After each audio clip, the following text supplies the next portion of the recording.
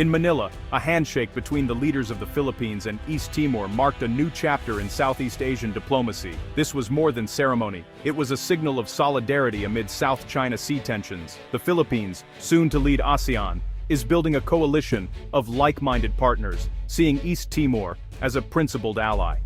Manila is taking on a mentorship role, helping East Timor integrate into regional security and diplomacy. While some see this as symbolic, in international relations, symbols matter. This partnership is a deliberate move to foster goodwill and long-term support. The Philippines and East Timor share deep historical and cultural ties, rooted in centuries of interaction and mutual influence. Despite being separated by sea, their peoples have long found common ground in their experiences and aspirations. Both nations were shaped by colonial pasts.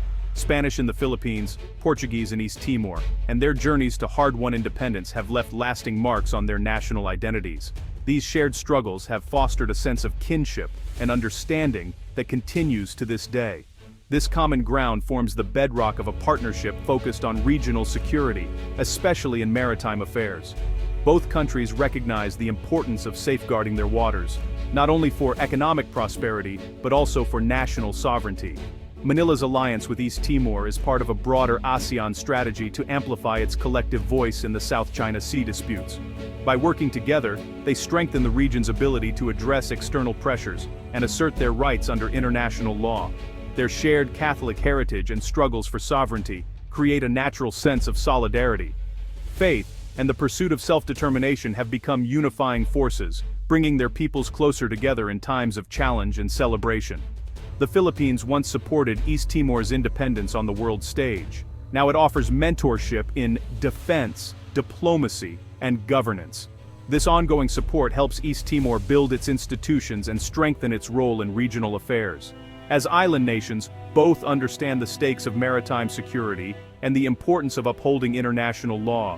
Protecting their marine resources and ensuring safe passage for trade are vital priorities they pursue together. Their alliance is built on shared democratic values and a commitment to peaceful dispute resolution. By standing together, the Philippines and East Timor demonstrate how cooperation and mutual respect can pave the way for a more stable and prosperous Southeast Asia.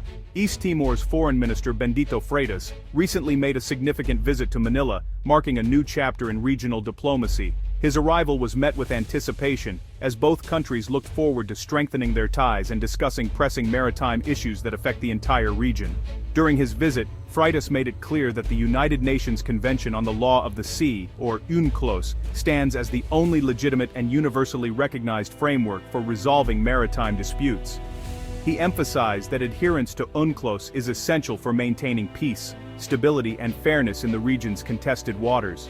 This principled stance comes at a pivotal moment as East Timor prepares to join ASEAN.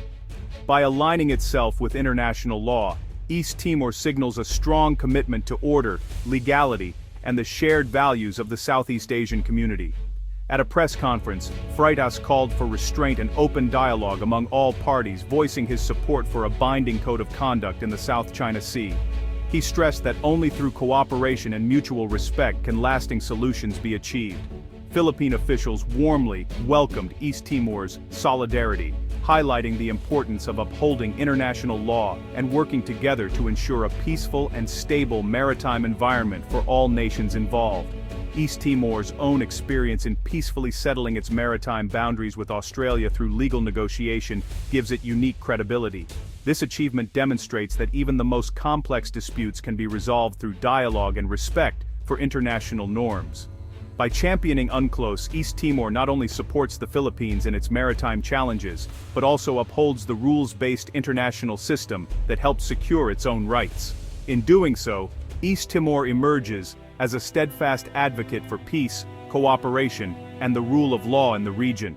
China's plan to establish a nature reserve at Scarborough Shoal, inside the Philippines' exclusive economic zone, has sparked regional alarm. Manila and international observers see this as a pretext for tightening Chinese control and restricting Filipino fishermen.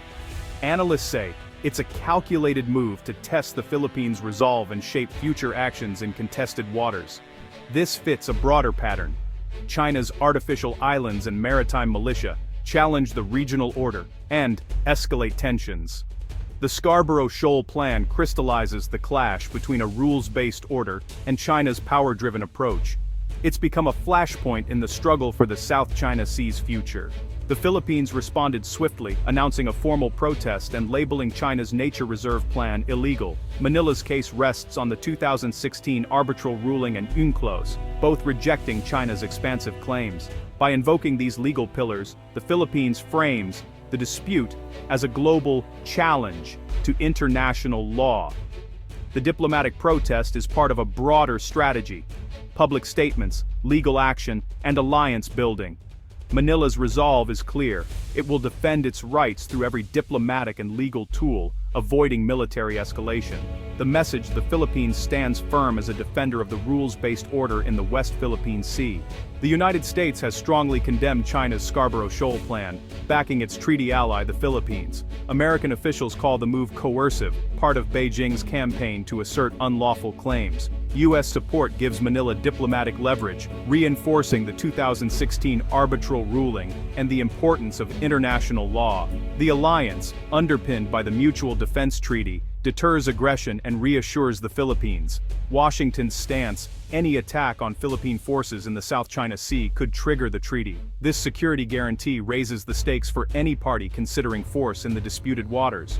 The Indo-Pacific remains a region of heightened tension, with China's sweeping territorial claims and growing military presence fueling ongoing friction and uncertainty among neighboring countries. The South China Sea, in particular, has become a flashpoint, with overlapping claims and frequent confrontations at sea.